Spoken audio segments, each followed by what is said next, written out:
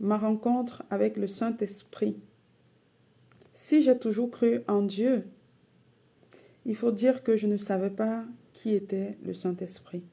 Je n'ai jamais su que le Saint-Esprit était une personne avec qui je pouvais parler, avec qui je pouvais échanger, avec qui je pouvais communier. Je n'avais pas conscience qu'en fait, le Saint-Esprit, c'est l'Esprit de Dieu en nous. C'est l'Esprit de Jésus-Christ en chacun de nous, pour nous. Et comment s'est manifestée cette rencontre? Comment est-ce que j'ai su qui il était? En 2018, je passe par une période difficile de ma vie. J'étais en plein divorce. Et donc, j'étais tellement triste, en colère. J'avais un mélange de beaucoup d'émotions. On va dire qu'il y avait beaucoup de colère dans mon cœur. Il y avait beaucoup de tristesse. Il y avait beaucoup d'angoisse. Il y avait beaucoup de ressentiments qui font que j'étais vraiment très mal dans ma peau. Alors, je me retrouve donc un jour dans ma chambre à pleurer, à crier à Dieu.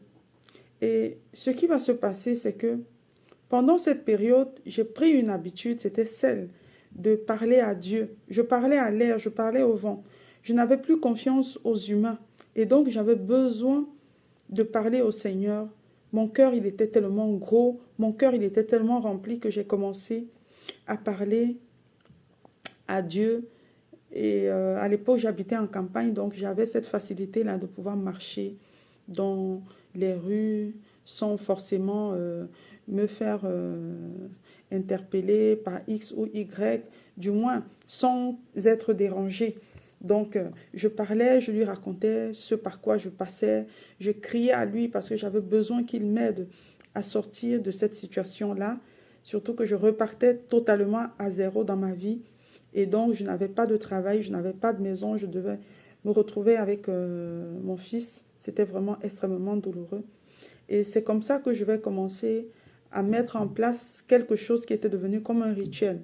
Quand je posais mon fils à l'école, j'accompagnais mon fils à l'école, j'allais me balader dans la nature. Et sur le long du chemin, je parlais à Dieu. Jusqu'à ce fameux jour où je me suis agenouillée dans ma chambre et j'ai dit à Dieu que je ne voulais plus vivre. Je lui ai même dit de quelle façon je voulais partir. Je lui ai dit que je voulais partir dans mon sommeil parce que je trouvais que c'était une mort douce.